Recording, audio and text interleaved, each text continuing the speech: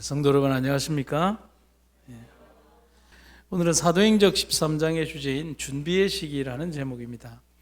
이 제목 자체가 의미하는 것처럼 사도 바울의 계심 이후에 바울은 상당히 어렵고 힘든 과정을 지나기도 하지만 그 과정을 통하여 또 다른 제자로서의 어떤 준비를 하게 됩니다. 특별히 준비의 시기라는 이 장은 바울 자신의 개인적인 경험에게도 참 중요하지만 신앙생활을 하는 우리들에게도 상당히 의미를 주는 그런 장이 되겠습니다. 한번 보겠습니다.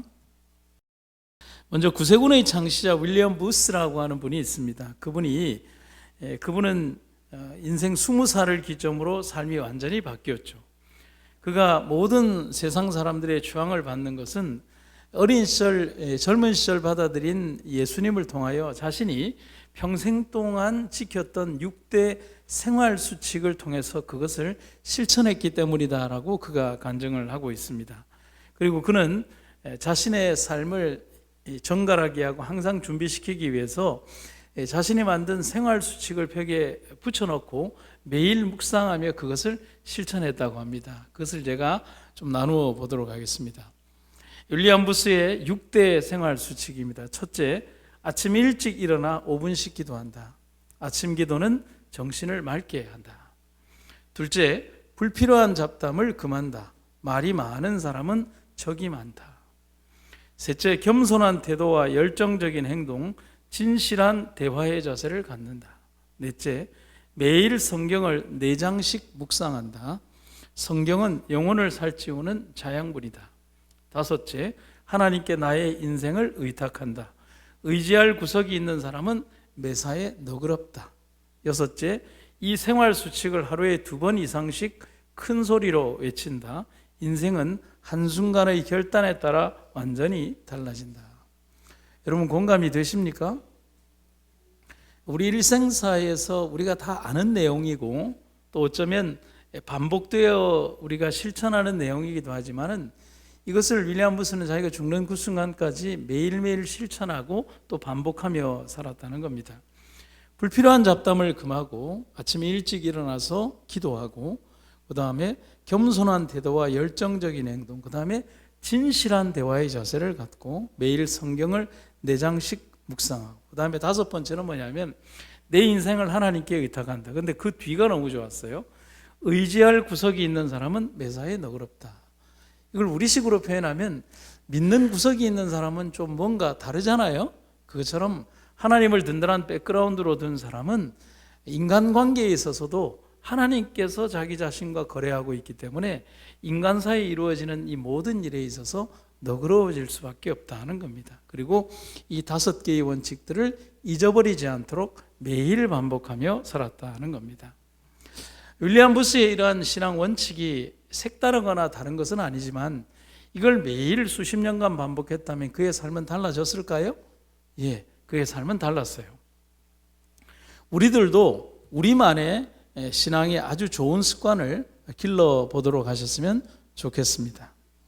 그것은 나를 이끄는 아주 중요한 힘이 될 겁니다. 인생은 어쩌면 자신과의 싸움이죠. 내 자신에게 면죄부를 주고 내가 하는 말이나 표현들, 조금 나쁜 습관이나 행동들에 대해서 자꾸 면죄부를 주면 그렇게 변해가는 거죠. 신앙도 자신과의 싸움에서 이겨야만 참된 삶을 살 수가 있는 겁니다. 오늘 여러분들에게도 이런 아름다운 신앙의 습관과 좌우명들이 여러분의 삶과 또 제 삶을 이끄시게 되기를 간절히 바랍니다. 하나님의 사람으로 거듭난 사울은 하나님의 보내신 종에 의해서 건강을 회복하고 침례를 받습니다. 눈도 회복이 되고 또 침례도 받죠. 그런데 그 이후에 사울이 행한 행동은 우리에게 큰 감동을 줍니다. 사도행전 9장 20절에 이렇게 되어 있습니다. 같이 한번 읽어볼까요? 시작. 즉시로 각 회당에서 예수의 하나님의 아들이심을 전파하니. 회심한 이후에 사도 바울이 했던 가장 첫 번째 행동이 뭐라고요? 복음 전파라는 겁니다. 예수님께서 수가의 우물가 성에서 이 사마리아 여인을 만나고 나서 남편이 5명이나 있고 그리고 6번째 남자와 사는 정말 불행하고 그리고 천한 삶을 사는 그 여인에게 부끄러워서 그 시간에 떼약볕 아래에서 물을 길러와야 했던 그 여인에게 생명의 말씀을 전했을 때 그 여인이 부끄러움을 버려두고 물동이를 버려두고 세상 사람들 앞에 가서 와서 보라고 외칠 수 있었던 그 힘은 바로 예수님을 만난 첫 경험이다 하는 사실이죠. 그래서 사울의 마음에도 벅차오르는 이 하나님에 대한 그 믿음, 또 그것을 전달하고 싶은 이 자랑, 거룩한 자랑을 표출하게 된다는 거죠. 바울만 그런 게 아닙니다. 거듭난 심령에게 가장 먼저 드는 생각과 충동은 전도라고 하는 겁니다. 내가 믿고 있는 예수님을 누군가에게 전달하고 싶은 강력한 욕구, 그게 바로 거듭난 심령이 가지는 첫 번째 감정이라는 거죠. 그래서 각 시대의 대쟁처에 보면 우리가 잘 아는 이런 말이 있습니다. 그리스도의 정신은 전도의 정신이다. 여러분 공감하십니까? 맞습니다. 그리스도의 정신은 전도의 정신이다. 거듭난 마음 속에 제일 먼저 생기는 충동은 다른 사람들 또한 구주께로 인도하고자 하는 충동이다. 그들은 하나님께서 단순히 그들의 교회 안에서 순결한 진리를 보존하는 것 이상을 요구하신다는 것, 즉 암흑 가운데 앉아있는 자들에게도 빛을 비추어 줄 엄숙한 책임을 맡겨주셨다는 것을 절실히 느꼈다. 그러니까 여기에 보면 뭐라고 되어 있냐면 자기의 어떤 믿음을 보존하고 관리하는 그것에 만족하지 말고 너희들이 받은 이 벅차오르는 하나님에 대한 사랑과 믿음을 다른 사람들에게 전달하는 강력한 욕구의 사람들, 전도의 사람이 되라고 얘기를 하는 겁니다. 바울은 침례를 받은 후에 금식을 끝내고 다메섹에 있는 제자들과 함께 즉시로 각 회당에서 예수께서 하나님의 아들이심을 전파했습니다. 참 모순이죠. 다메섹으로 오기 이전에, 그리고 자기가 다메섹에 온 목적이 뭐죠? 예수가 하나님의 아들이심을 전파하는 사람들을 뭐 하기 위해서요? 핍박하기 위해서 갔던 그 사람이 이제는 예수가 하나님의 아들이심을 전파하는 위치에 서 있다는 거죠. 이것을 우리는 복음의 오묘라고 하는 겁니다. 바울의 이러한 논증은 매우 단호했고 그의 노력에는 더군다나 하나님의 능력이 따랐기 때문에 유대인들은 당황과 경악을 금할 수가 없게 된 겁니다.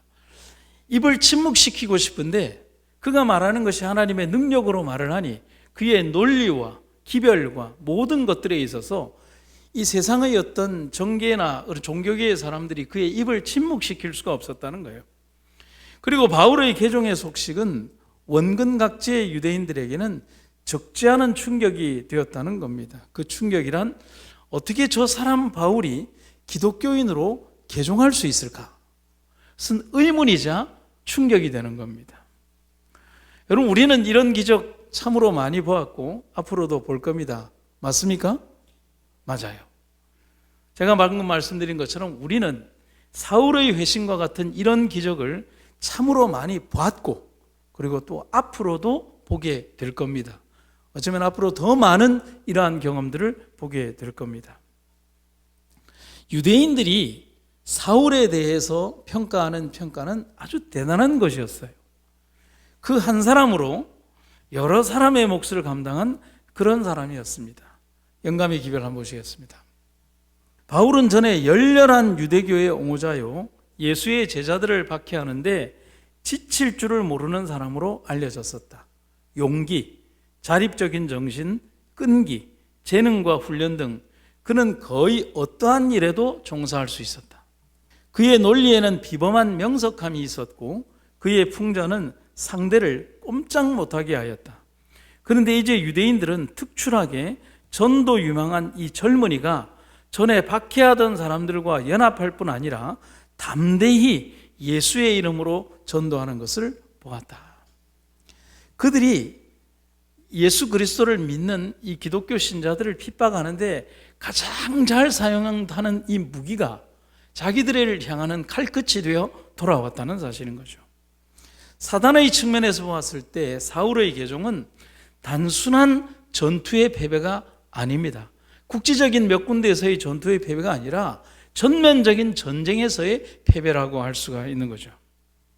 왜냐하면 사단의 사업의 전부를 뒤흔들 만큼 거대하고 큰 타격이 이루어지는 역사이기 때문에 그런 겁니다. 그래서 우리가 사도행전의 역사 속에서 바울의 1차, 2차, 3차 전도 여행과 로마라고 하는 전도 여행을 보면 그가 다닌 그 길들이 그 당시에 걸어서 배 타고 그렇게 다닌 그 길들이 그렇게 많은 거리를 다닐 수 있을까에 대한 의문을 가질 수밖에 없다는 사실이죠. 오늘날 이렇게 교통이 발달한 시대에도 바울이 갔던 여정을 다 다니려고 하면 엄청난 시간이 소요됩니다. 다 따라가지도 못할 정도입니다. 그런데 그는 자동차를 탄 것도 아니고 걸어서 배 타고 그리고 사람들에게 설교하며 때로는 어떤 지역에 머물면서 때로는 핍박받아가면서 쫓기면서 그러면서도 죽음을 각오하고 설교하면서 그 먼 수만 킬로미터의 거리를 4차에 걸쳐서 다녔다는 거죠. 여러분, 오묘가 맞습니까? 오묘가 맞죠. 믿음의 결과가 맞습니까? 믿음의 결과가 맞는 겁니다. 그래서 사울은 이 모든 하나님의 일을 행함에 있어서 스스로 넘어야 할 산과 해결해야 할 과제가 있었습니다. 그것은 사울만의 문제가 아니라 우리들의 문제이기도 한 겁니다. 나 이제 개심해서 하나님 열심히 믿겠습니다라고 아무리 사울이 외쳐도 그가 행했던 지난 과거의 역사가 하루아침에 그의 말로 인하여 없어지는 게 아니라는 거예요. 여러분, 제가 여기에 잘 입고 있는 이 옷에 얼룩이 묻었다면 나 이제 이거 그냥 깨끗하게 되기를 바래라고 한다고 해서 이게 저절로 깨끗해집니까? 아니잖아요. 이걸 깨끗하기 위해서는 상당히 여러 과정에 수고로운 과정이 필요하다는 사실입니다. 사울의 기별이 강력하고 호소력이 있는 것은 사실이고 그 영향으로 많은 이들이 예수를 믿게 된 것 또한 사실이기도 하지만 그가 사울이었기 때문에 내적으로 또 외적으로 감당해야 되는 더 많은 편견과 어려움의 벽이 있다는 겁니다. 생각을 해보시죠. 사울이잖아요. 엄청난 능력의 사람이잖아요. 그가 그런 일을 그 전에도 했고요. 이제는 반대편에서 그런 일을 한다고 할 때 적이든 아군이든 사울에 대하여 그 잘못된 편견, 그가 이전에 가지고 있었던 삶에 대한 편견이 하루아침에 바뀔 수는 없다는 거죠. 또한 사울은 하나님과 그의 아들에 대한 진실한 명상과 말씀의 충전이 필요했습니다. 뭐가 필요했다고요? 하나님과 그의 아들에 대한 말씀의 충전이 필요했다. 그럼 한번 따라해 보시죠. 열정과 열심만으로 안 되는 부분이 있다. 여러분 공감하십니까? 열정도 있고요. 열심도 있지만 그러나 거기에 담겨져야 될 진실한 기별의 넘침이 있어야 한다는 사실인 거죠. 더 나은 사업을 위한 진실한 준비의 과정은 말씀의 충전이라고 하는 겁니다. 여러분 공감하십니까? 그래서 제가 이런 말씀을 드리죠. 기다림의 과정은 항상 필요합니다. 공감하십니까? 필요합니다. 하나의 열매를 맺히기 위해서 기다림이라는 과정이 필요합니다. 여러분, 제가 이 교회에 잘 적응한 것 같습니까? 아닙니까? 여러분들 보시기에는 잘 적응한 것처럼 보이지만 저는 아직 화분에 심겨졌다가 저기 화단에 심겨진 그런 화초입니다.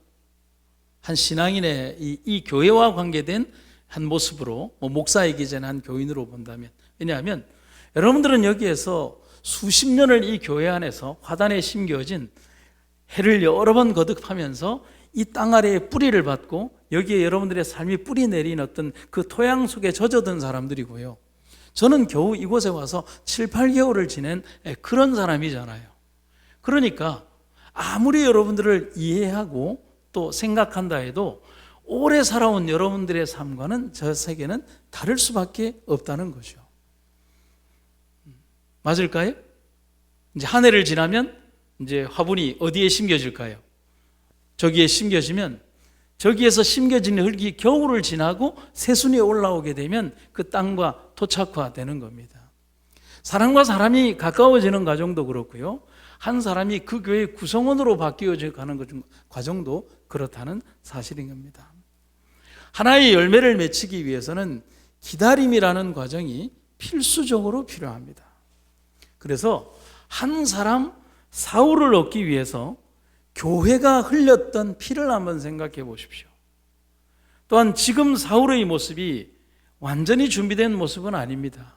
그가 다메섹 도상에서 예수님 만나고 거룩한 회개의 경험을 하고 장님이 되었다가 하나님의 기적의 치유를 받고 회심의 경험을 하고 눈물을 흘렸지만 사람들의 기억 속에 존재하는 사울은 여전히 나쁜 사람이잖아요. 그를 가슴으로 받아들이기에는 무엇이 필요할까요? 시간이 필요한 거예요. 그런데 그게 그 사람들에게만 필요한 것이 아니라 사울 자신도 말씀으로 그들 안에 완전히 융화되는 시간이 필요하다는 사실인 거예요. 이 과정이 없이 모든 것을 요구하게 되면 불협화음이 나게 되는 겁니다. 보석은 훌륭한 전문가에 의해서 가공되어야 합니다. 여러분, 오늘 우리 교회 마당에서 이만한 다이아몬드가 발견됐다고 합시다. 좋으십니까? 이거 하나로 뭐든지 다 하겠죠. 근데 이 원석 그대로 가져다 주면 100분의 1 값도 못 받습니다. 그렇잖아요? 근데 이 원석을 가공을 하면 어떻게 될까요? 부르는 게 값이잖아요. 그런데 그 가공의 과정은 기다림과 시간, 세밀한 손길들, 그리고 정교한 커팅에 의해서 완벽한 구도를 이루는 전문가의 손길을 통하여 오랜 시간 연마되고 가공되어야만 그 빛과 모든 것들이 가장 완벽한 보석으로 바뀌게 되는 겁니다. 그래야만 진정한 보석으로서의 가치를 발휘하는 겁니다. 영국의 시인이자 청교도이고 신라곤이라는 책의 저자인 존 밀턴이라고 하는 저명한 시인이 있습니다. 이 크로멜리라고 하는 분과 함께 영국에서 종교혁명을 일으켜서 영국을 위대한 하나님의 나라로 만들려고 했지만 실패하고 다시 왕정으로 복귀되면서 이 사람은 이렇게 어떻게 되냐면 크로멜은 죽고 이 사람은 추방되어서 이렇게 옥살이를 하게 됩니다. 그리고 너무 이 일에 힘이 들어서 눈까지 멀어버립니다. 실명당하게 되죠. 그는 그 자리에서 자신의 눈도 멀고 모든 정치적 생명도 다 끝나버린 다음에 실망한 것이 아니라 그때부터 시를 더 많이 쓰고 글을 더 많이 쓰기 시작하고 하나님께 더 많이 의지하기 시작했어요. 그렇게 탄생하게 된 책이 신라곤이라는 책입니다. 그런데 그가 신라곤을 쓸 무렵에 하나님의 뜻 안에서 무르익은 완숙한 신앙을 가진 사람이 되어갑니다. 희한하죠? 모든 것을 잃어버리고 나서 더 완벽한 신앙인이 되어가는 거예요. 그런데 그가 신라곤을 쓰면서 이런 글을 우리들에게 남깁니다. 내가 역행해서 만들어가는 것보다는 내 속에서 이루어져 가도록 대망하고 기다리는 것이 훨씬 더 위대하다. 아멘입니까? 억지로 인간적인 생각으로 만들어가는 것보다는 내 안에서 역사하시는 하나님의 거룩한 은혜를 기대하고 고대하고 그리고 그분이 만들어가게 하는 것이 더 훨씬 위대한 일이다라고 하는 겁니다. 하나님의 뜻을 참아 기다리는 과정 속에서 우리는 더욱 성숙한 신앙인이 되는 겁니다. 사람들은 급해서 기도하면 다 이루어지고 사람들은 급해서 모든 것들이 다 해결되기를 바랍니다. 우리를 향한 하나님의 기다리심이 있고요. 하나님을 향한 우리의 기다리는 믿음이 있습니다. 기도하면 돈도 갑자기 생기고 기도하면 자식들이 갑자기 잘 되고 기도하면 그냥 내 사업이 안 되던 사업도 되고 그렇다고 한다면 이 세상에 예수 안 믿을 사람이 누가 있을까요? 그런데 그렇게 하면 교회도 망하고 내 신앙도 망합니다. 왜냐하면 어떠한 회심의 경험이나 내 삶의 경험이 없이 내가 원하고 뗐으면 다 이루어지는 그것이 무슨 신앙이 되겠습니까? 우리의 믿음이 자랄까요? 아니요. 우리는 정말 눈물겨운 삶의 경험 속에서 이루어지는 그 하나님께서 주시는 하나님이 정하신 시간에 주시는 원대하고 놀라운 그 응답의 기별들과 그 응답을 기다림의 마음으로 기다림의 시간 속에서 얻어야 한다는 사실을 여러분과 제가 기억하시게 되기를 간절히 바랍니다. 하나님께서 천사를 명하여 바울을 피신시킨 곳이 광야, 곧 아라비아 사막이었습니다. 그런데 그곳에서 참된 피난처를 얻을 수 있었습니다. 이 장면이 사도행전에는 나와 있지 않은데 바울이 기록한 갈라디아서에 분명히 이렇게 기록이 되어 있습니다. 또 나보다 먼저 사도된 자들을 만나려고 예루살렘으로 가지 아니하고 오직 아라비아로 갔다가 다시 다메섹으로 돌아가노라. 그러면 하나님께서 3년이 넘는 기간 동안 먼저 사울을 이 광야로 이끄시는 이유는 무엇이었을까요? 아무도 없는 곳 빈 땅에서 그는 무엇을 했고 하나님은 그를 왜 이곳으로 이끌었는가 하는 것을 생각해 봐야 합니다. 그래서 광야는 어떤 땅인가? 광야는 이런 곳이에요. 광야는 인간의 생각과 삶의 끝이 광야입니다. 그런데 하나님의 섭리의 시작의 장소가 광야입니다. 광야에서 인간은 자신의 무가치함, 무능력함을 깨닫게 되고 그 순간 그 자리에서 하나님을 발견하는 장소가 광야입니다. 광야에서 인간은 자신을 묻고 하나님의 능력으로 부활하게 됩니다. 그 장소가 광야예요. 하나님께서 광야로 바울을 이끄신 이유를 우리는 모세의 경험에서 답을 얻을 수가 있습니다.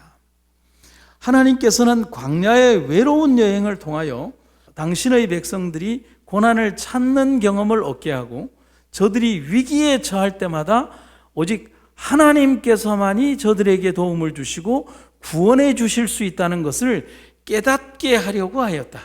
그리하여 저들은 하나님을 알고 의뢰하는 법을 배울 수 있었으며 산 믿음으로 당신을 섬기는 법을 배울 수 있었다. 여러분, 이스라엘 백성들이 절대로 침략할 수 없는 성 여리고성을 공략했습니다. 멋진 승리를 거두었죠. 자신감이 붙었습니다. 의기가 충천했습니다. 우리도 할 수 있다는 마음의 의지가 타올랐습니다.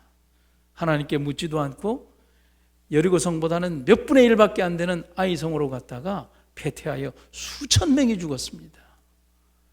여러분, 무슨 일일까요?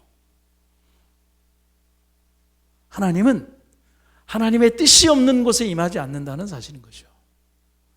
그분의 삶이, 그분의 판단과 그 생애가 하나님의 백성들에게 하나님 없는 승리를 주는 것이 아니라 하나님 안에서 꿈을 꾸고 하나님 안에서 승리하는 그런 삶을 살라고 우리에게 말해주는 겁니다. 광야는 그런 거예요.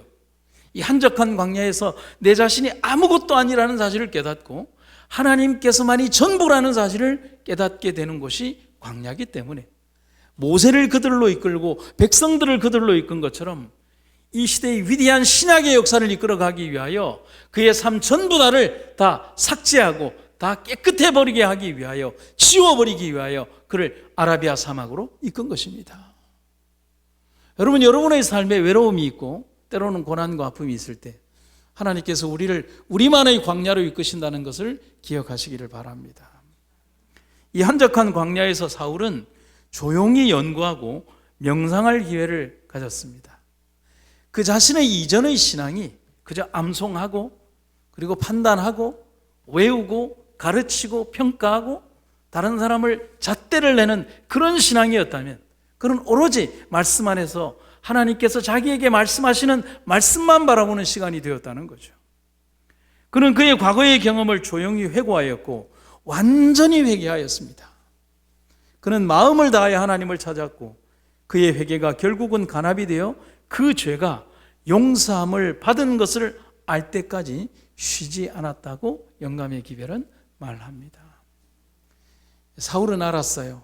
그 광야에서 보낸 3년여의 세월 동안 정말 외롭고 힘들고 눈물 나는 과정이었지만 그러나 하나님께서 그를 용서하셨다는 확신이 그의 마음속에 들었다는 겁니다.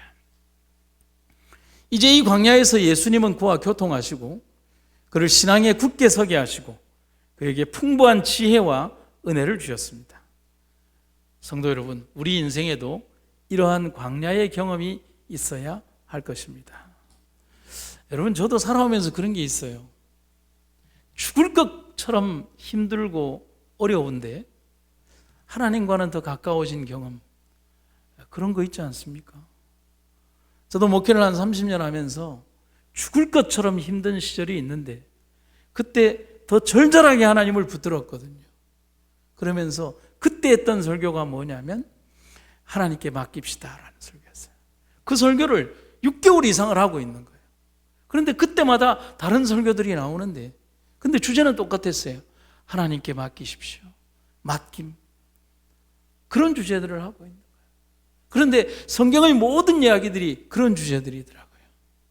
그런데 그렇게 죽을 것 같은 외부의 환경들은 다 사라지고 내 마음을 지배하는 하나님 은혜는 더 커지더라는 거죠. 하나님과의 진실한 교제의 장소, 내 자신이 전적으로 하나님만을 의지하며 의뢰하고자 하는 진실한 만남의 장소, 하나님의 전능성을 경험하는 삶의 자리, 우리 인생의 광야가 여러분과 우리에게 꼭 있게 되기를 간절히 바랍니다. 예수님의 경험 속에도 광야는 있었습니다. 그런데 예수님의 광야는 실제적인 광야의 장소처럼 외롭고 힘든 장소였어요. 그래서 그분 자신의 광야는 기도하는 장소였어요. 기도하러 따로 산에 올라가시고 거기에 혼자 계셨고 무리를 작별하신 다음에 혼자서 기도하러 산으로 가셨다는 것입니다. 밤이 맞도록 하나님께 기도하셨고 아주 소수의 제자들만을 데리고 기도하러 산으로 가셨다는 겁니다. 그래서 제가 광야는 어떤 장소인가 하고 설교를 준비하다가 한 문장으로 한번 이렇게 써봤습니다. 광야는 내 삶의 가장 중요한 순간에 하나님께 내 모든 전권을 위임하는 장소다. 인간적인 방법이나 생각으로 행동하는 것이 아니라 깊은 묵상과 감동으로 하나님의 섭리를 알고 섭리대로 행하는 것, 그것이 광야 학교의 결과입니다. 우리에게 광야가 있게 하라. 나에게 광야의 경험이 있게 하라. 그래서 광야는 우리에게 소명의 땅이고 훈련의 땅이며 출발의 땅이고 치료의 땅이고 회복의 땅이며 다시 시작하게 하는 새 출발의 땅입니다. 이제 다메섹에서 도망한 후 사울이 예루살렘으로 다시 돌아갔는데 이 기간이 성경을 연구해서 보면 약 3년입니다. 결코 적지 않은 시간이 지나갔습니다. 여러분, 제가 한 질문을 드리죠. 이 정도 시간이 지났으면 사울에 대하여 가지는 생각이 좀 지워졌을까요? 천만의 말씀이죠. 30년을 있어도 안 지워집니다. 왜냐하면 그에게 고통당했던 그 삶의 기억은 우리에 의해서 지워지지 않는 거예요. 바울의 예루살렘의 방문의 목적은 베드로를 만나러 가는 것이 목적이었습니다. 그러나 그의 분명한 목적과 3년이라는 긴 세월이 지났음에도 불구하고 들어가 보니까 이 사울을 반기는 분위기라기보다는 사람들이 사울을 두려워하는 분위기가 더 팽배했다는 거예요. 이런 거 있잖아요. 반갑습니다 하면서도 슬슬슬슬 사람들이 빠지는 거예요. 3년 전의 사울을 잊지 못하는 거예요.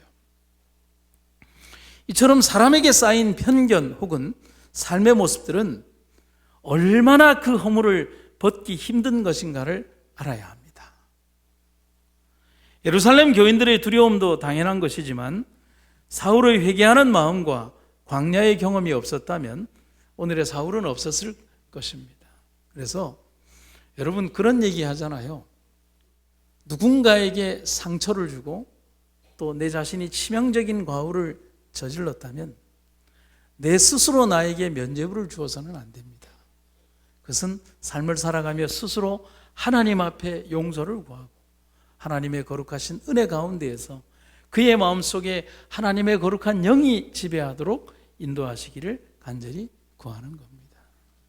그래서 여러분, 우리는 우리 삶에서 일단 아름다운 삶을 살아야겠지만 내 스스로 내 삶에서 내가 지었던 모든 삶의 과정들을 정말 삶 속에서 사람들의 마음에 지워지기까지 정말 은혜와 삶 속에서 기도하며 우리가 살아가야 하는 것입니다. 어떤 분의 글에 보면 신앙은 연대성이 있다는 글이 있습니다. 왜 이런 글을 읽느냐 하면 사울의 그 회심이 가져다 오는 여파가 너무 크다는 거예요. 한번 보시겠습니다. 한 사람이 구원받았다고 하는 것은 개인에 국한된 것이 아니라 그가 속한 가정과 사회적 사건이다. 신앙에는 연대성이 있다. 구원받은 신자가 가정을 위하여 하나님께 기도한다는 것은 그 가정을 하나님의 지배에 바치는 일이고 하나님께 바친 가정은 거룩한 물건이 된다. 그러므로 한 가정에 신자가 있어 그의 기도로서 그 가정을 하나님께 바쳤으면 그 가정은 하나님의 물건이며 거룩한 것이 된다. 믿지 않는 남편이 아내를 위하여 거룩함이 되고 또 믿지 않는 아내가 남편을 인하여 거룩함이 되나니 이 말씀의 의미는 위에서 말한 관계에서 이루어져야 한다. 하나님은 신자의 가정을 보시며 그 자식을 보신다. 우리는 나 혼자 믿는 데서 그칠 것이 아니라 우리의 종교를 가정의 종교로 세울 책임이 있다. 바울 하나의 계종으로 끝나는 게 아닙니다. 이제 바울 한 사람의 문제가 아니라 유대인 전체의 문제가 되어버린 거예요. 파급력이라고 하죠. 여러분, 우리가 어떤 한 사람을 전도하게 되면 그 한 사람의 문제로 끝나는 것이 아니라 그 사람과 연결된 모든 사람들에게 신앙적 어떤 영향력과 파고가 엄청나게 밀고 나간다는 사실인 겁니다.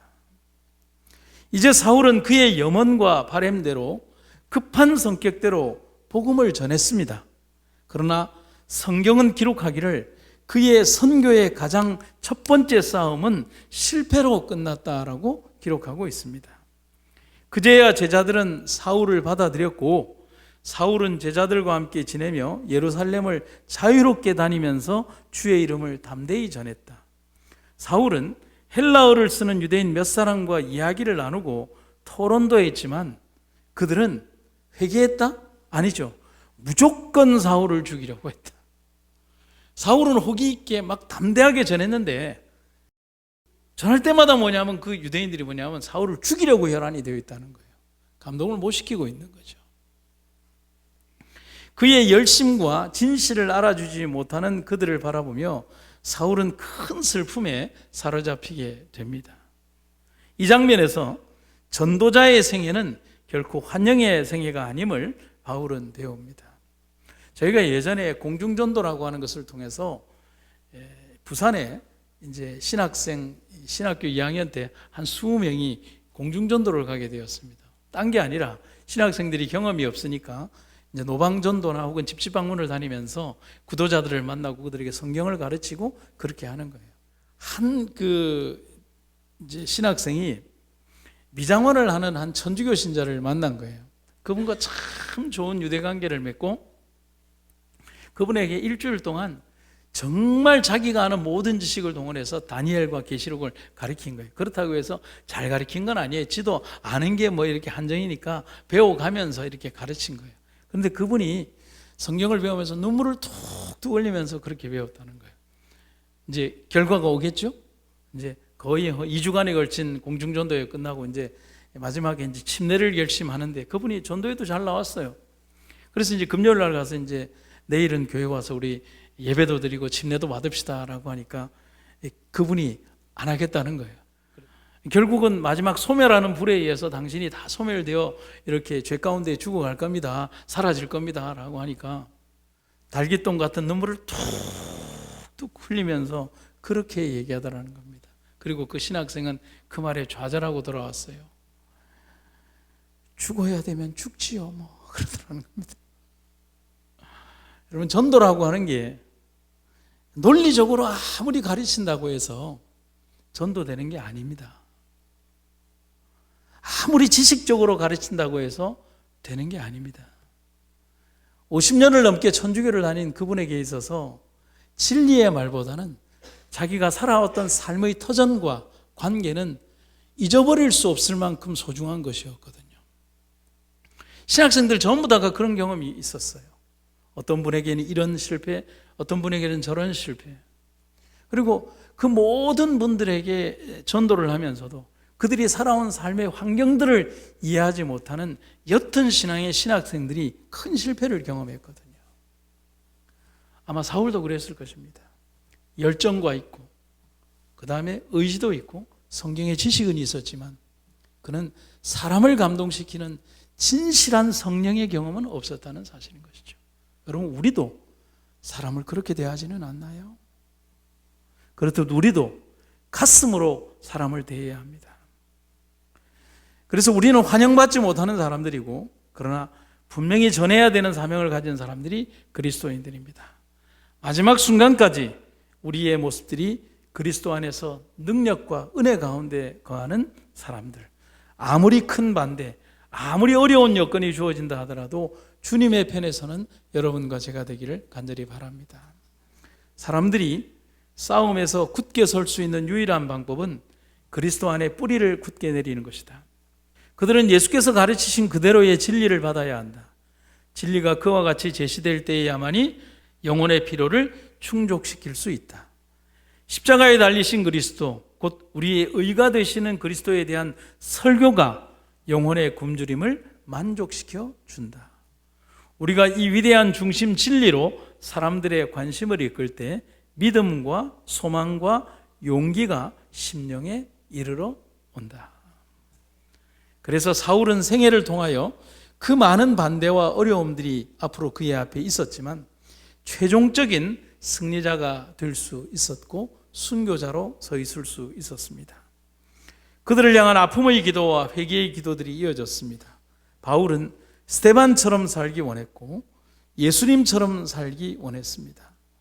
아무리 작은 자신이지만, 아무리 큰 반대가 있다 하지만 그는 전진할 수 있는 사람이 된 겁니다.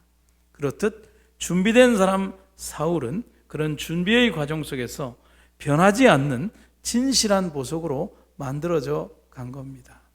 성도 여러분, 오늘도 우리의 삶 속에서 하나님이 우리를 단련시키는 삶의 과정이 우리에게 있을 것입니다.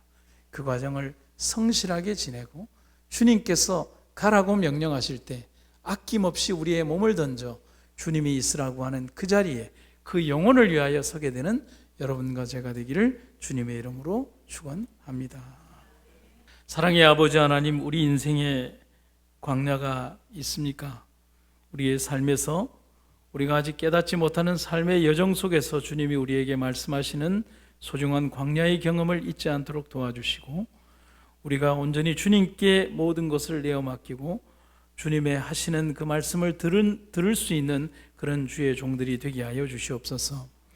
때로는 살아가며 나의 인간적인 판단과 생각이 하나님을 앞서 나가지 않도록 도와주시며 주님의 거룩한 사역에 몸바쳐 일하는 주의 아름다운 종들이 되게 하여 주시옵소서. 이 세상 가운데에서 우리가 얼마나 살아야 할까요? 주님 오실 곧 그날을 소망하며 우리 주님 오실 그날에 온전히 설 수 있도록 주님 우리를 이끌어 주시고 도와주시옵소서. 주님의 아름다운 은혜 감사드리며 예수님 이름으로 기도드립니다.